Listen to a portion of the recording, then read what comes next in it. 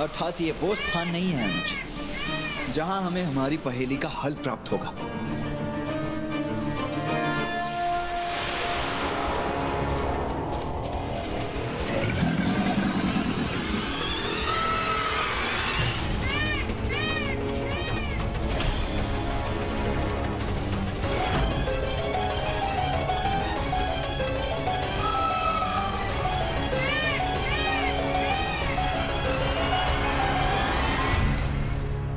भैया, मुझे विश्वास हो गया है हम व्यर्थ में ही प्रयास कर रहे हैं। ऐसा कोई ताल है ही नहीं। चलिए भैया, हमें लौटना चाहिए।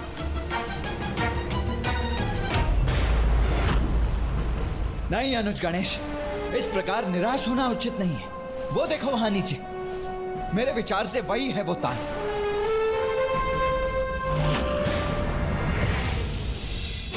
हाँ भैया। आओ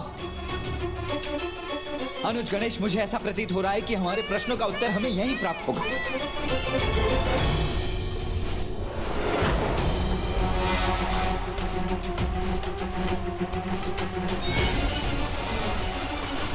हर हर महादेव।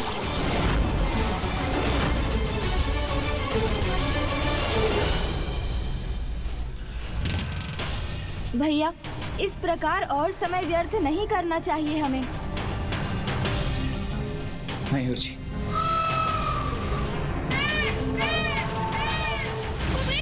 जब स्वयं प्रभु प्रयास कर रहे हैं तो आपको चिंता करने की कोई आवश्यकता नहीं है। एक ताल तो ही ढूंढना है, वो शीघ्र ही ढूंढ कर आ जाएंगे। आप चिंता मत कीजिए। नहीं मूषक जी। मूषक जी, इस पहेली के शब्दों की सरलता पर मत जाइए, क्योंकि ये पहेली उतनी सरल तो कदापि नहीं। क्या अर्थात गणेश जी, आपको ऐसा कोई ताल मिला ही नहीं?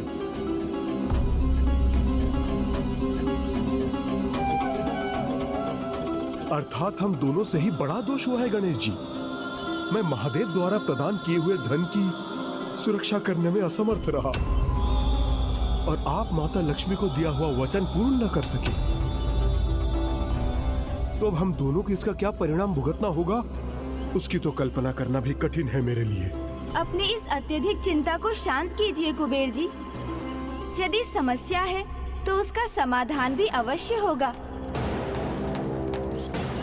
तो बस अब उस समाधान को ढूंढना ही शेष है। अवश्य गणेश जी, किंतु कब और कैसे होगा ये? आप तो संपूर्ण पृथ्वी की परिक्रमा भी करके आ गए और उस स्थल को ढूंढने में असमर्थ रहे।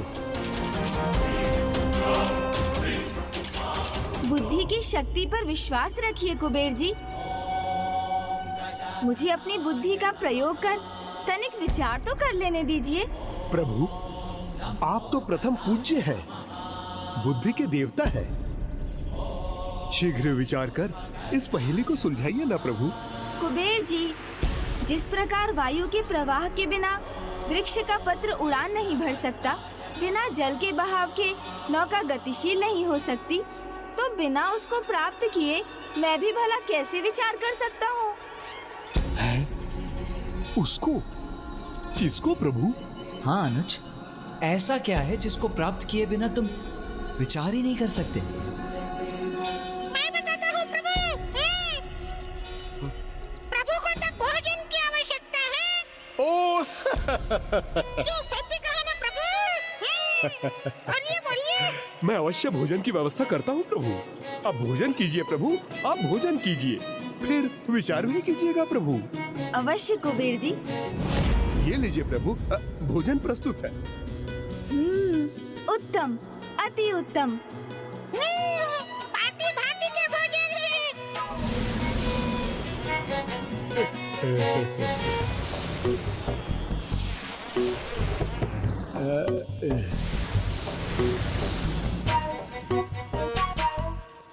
इतना शीघ्र सब कुछ समाप्त कर दिया प्रभु।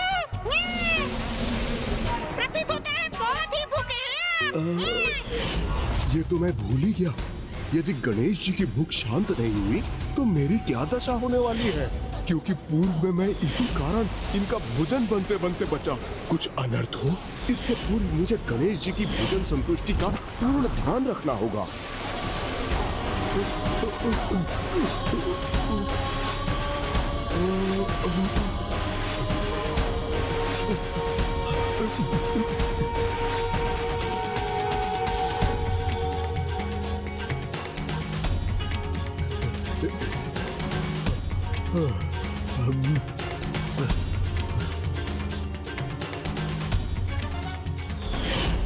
इस बेल पत्र पर आप विभूति से महादेव और मेरा नाम लिखकर मेरे पुत्र गजानन को खिला दीजिए। इसको खाते ही उसकी भूख अवश्य मिट जाएगी। मुझे भली भांति स्मरण है प्रभु कि आपको पूर्ण रूप से तृप्त करने का यही एकमात्र उपाय है। ये लीजिए प्रभु।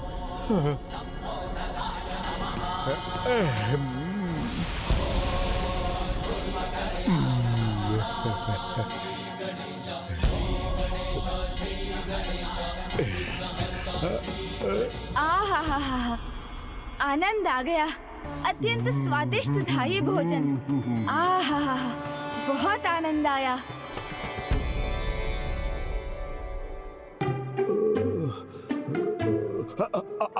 आपने कुछ कहा प्रभु?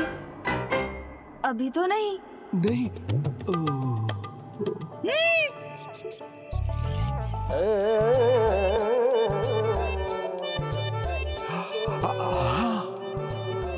आप तीनों की दृष्टि मुझ पर ही क्यों स्थिर है?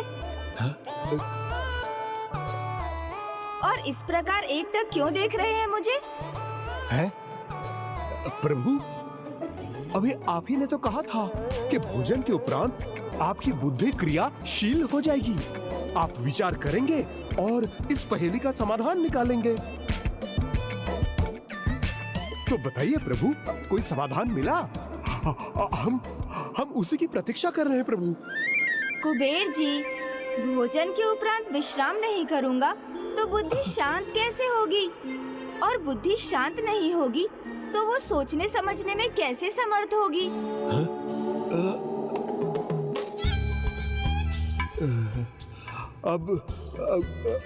अब ये विश्राम ही करेंगे। उचित है, उचित है।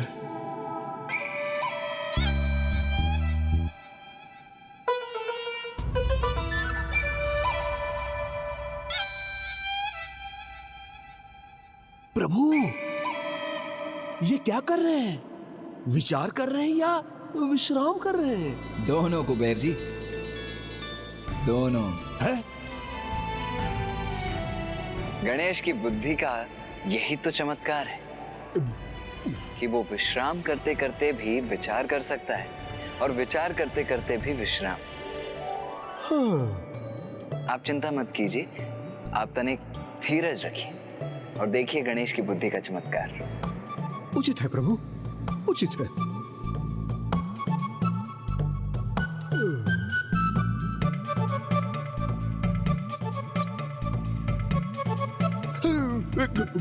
बताएंगे, बताएंगे, अभी बताएंगे।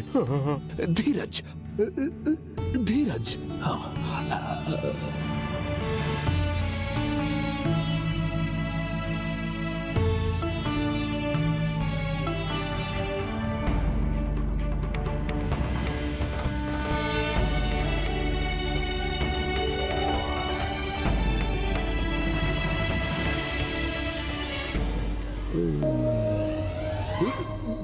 मैं सो नहीं सकता, मुझे जागना पड़ेगा।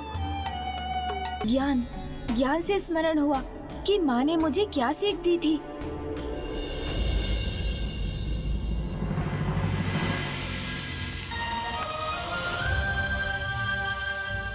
पुत्र, क्या तुम्हें कुछ समझने में कठिनाई हो रही है? हाँ माँ। पुत्र गणेश, जब भी तुम्हें कुछ समझने में कठिनाई हो तब तुम इस सूत्र का स्मरण करना कि कभी-कभी शब्दों के सीधे अर्थ से परे जाकर उनमें छिपे उसके वास्तविक अर्थ को ज्ञात किया जा सकता है। ताल में बैठा एक सरकटा, उसी के पास मिलेगा मेरा पता। सीधे अर्थ के परे जाकर उन शब्दों में छिपे अर्थ को ज्ञात करना होगा। तो मैं भी ऐसे ही विचार करता हूँ। इस पहेली के महत्वपूर्ण शब्द क्या है? ताल, सरकटा, ताल, सरकटा।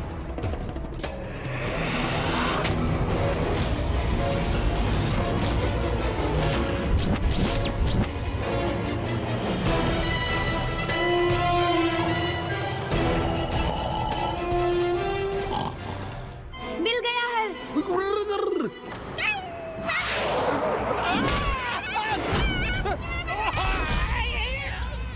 कुबेर जी,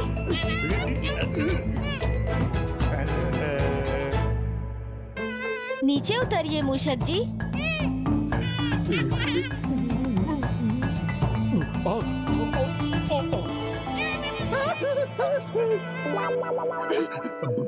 प्रभु, ये क्या है? मूषक जी को भी निद्रा आ गई थी तो वो निद्रा में हो गया। गणेश, तुम कुछ कह रहे थे? भैया, इस पहेली का हल प्राप्त हो गया है मुझे। अनुज, सच प्रभु? तो शीघ्रता करो। क्या है वो उपाय और कहाँ है वो ताल? चलिए भैया, शीघ्रता कीजिए, हमें अभी ब्रह्मलोक जाना होगा। हैं? ब्रह्मलोक? तुम्हें इतना अधिक विश्वास क्यों है कि वो ताल यहीं कहीं ब्रह्मलोक में ही स्थित है? ध्यान से देखिए भैया, ये ब्रह्मलोक, जहाँ अनेक कमल के पुष्प हैं, एक विशाल ताल ही तो है। और हमें ये भी ज्ञात है कि फूफा जी ब्रह्मदेव का एक 5वां शीश भी था, जिसे पिताश्री ने भैरव अवतार लेकर उनके शरीर से विलग किया था। हाँ गणेश, तुम उचित ही कह रहे हो। अब मैं समझ गया कि उस दुष्ट असुर ने ऐसा क्यों कहा था कि ताल में बैठा एक सरकटा। गणेश, उसने तो ये भी कहा था कि वहीं उसी के आसपास कहीं मिलेगा मेरा पता। अर्थात इस पहेली के पूर्ण रूप से सुलझने के उपरांत उसकी अगली पहेली भी यही ज्ञात होगी हमें।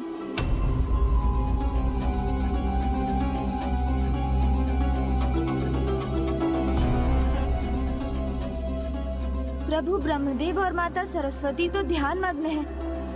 उनके ध्यान में कोई व्यवधान उत्पन्न करना तो उचित नहीं। हमें यहाँ कोई संकेत ढूंढना चाहिए।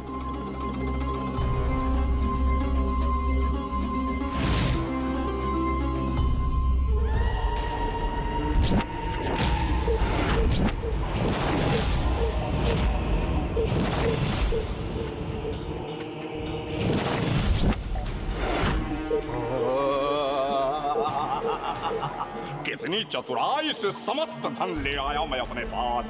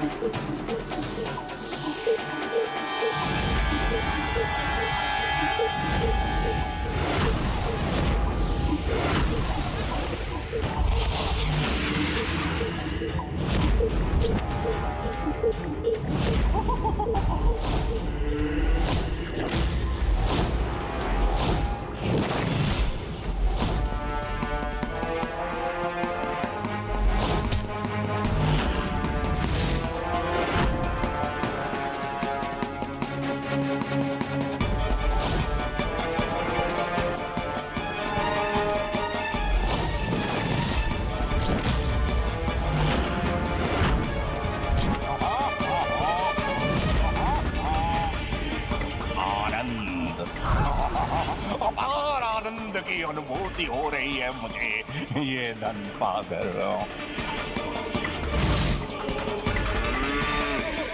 देखा है आप दोनों ने? आप दोनों से मैं कुछ मांगूं इसकी कोई आवश्यकता ही नहीं है मुझे।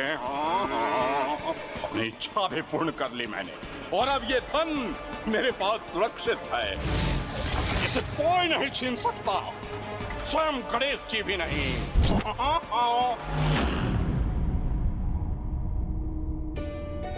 क्या हुआ अनुज? गणेश, भैया क्या हुआ है नहीं, ये पूछिए कि क्या दिखाई दिया है मुझे और ऐसा क्या है जो सर्वथा भिन्न है इस कमल पुष्प में। क्योंकि भैया ब्रह्मलोक में तो 2 प्रकार के अर्थात श्वेत अथवा गुलाबी कमल के पुष्प ही है, किंतु ये नील वर्ण का कमल पुष्प यहाँ के अन्य पुष्पों में अपवाद है। अर्थात लोभासुर की प्रथम पहेली को सुलझाने का सूत्र इसी पुष्प में छिपा है अनुज।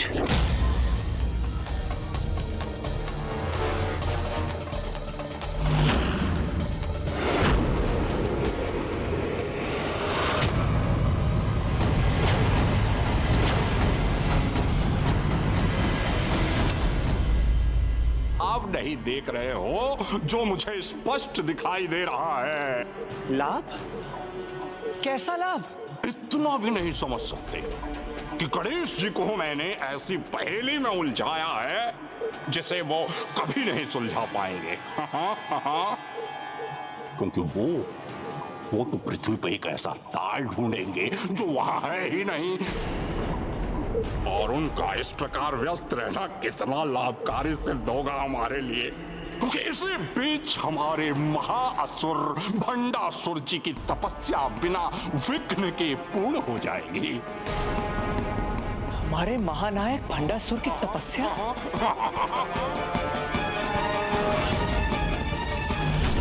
ओम नमः शिवाय। ओम नमः शिवाय।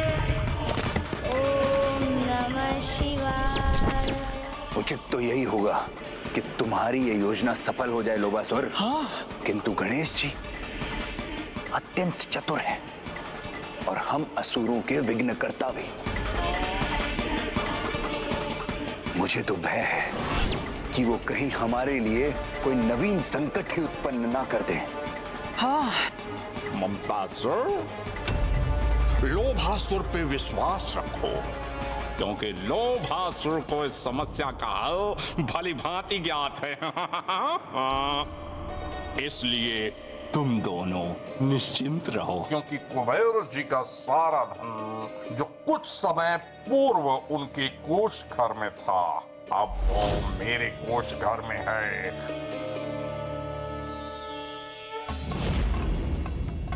ना तो गणेश जी के पास लक्ष्मी जी को लौटाने के लिए कोई धन शेष है, और ना ही उस ताल का ज्ञान है जहां मैंने अपनी दूसरी पहेली छुपाई है। वहां तो कभी नहीं पहुंच पाएंगे। हा हा हा हा।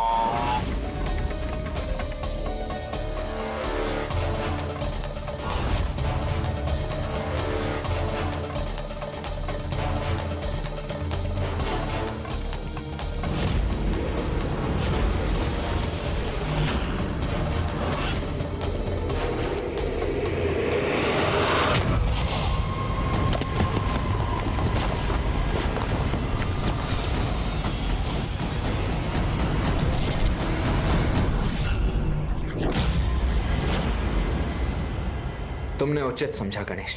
कदाचित ब्रह्मलोक के इस कमल के भीतर ही है लोभासुर तक पहुंचने का प्रथम संकेत। किंतु इस संदूक को खोलने के पश्चात ही हमें इस पहेली का हल प्राप्त होगा।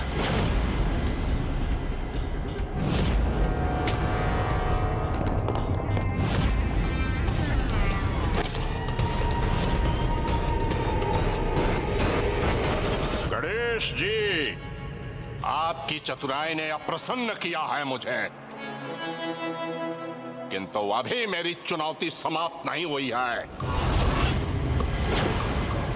मेरी प्रथम पहेली को सुलझाने में सफल हुए हैं ना आप गणेश जी, तो अब देखते हैं मेरी दूसरी पहेली कितनी विचलित करती है आपको, क्योंकि मेरी दूसरी पहेली इतनी जटिल होगी कि उसे कोई भी नहीं सुलझा सकेगा। अब भी नहीं।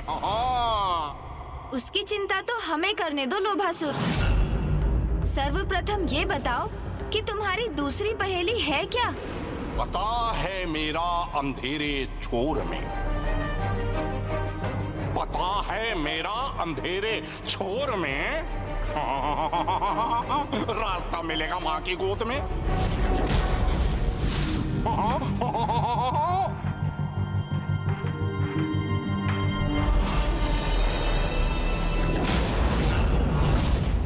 अब ये कैसी विचित्र और अर्थहीन सी पहेली है अनुज। अब इसे कैसे सुलझाएंगे हम? आपके इस प्रश्न का उत्तर तो मुझे भी ज्ञात नहीं भैया। तो फिर इस आधी अधूरी पहेली का समाधान हम कैसे पाएंगे अनुज?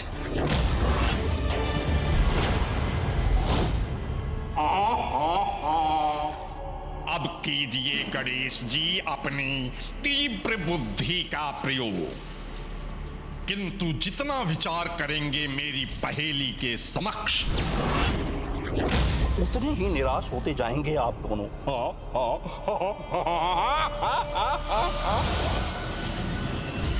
पता है मेरा अंधेरे छोर में रास्ता मिलेगा माँ की गोद में।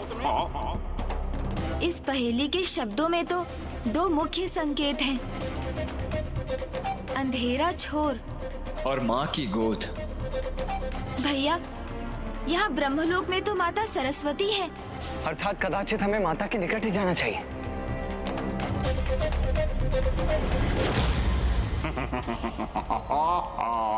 प्रथम पहेली के समय आपकी चतुराई का उचित अनुमान नहीं किया था मैंने, किंतु इस बार उस भूल को सुधार लिया है मैंने। कदापि सरल नहीं होगी मेरी दूसरी पहेली, वो अंधेरा छोर, जहां मैं अपनी तीसरी पहेली छुपा रहा हूं।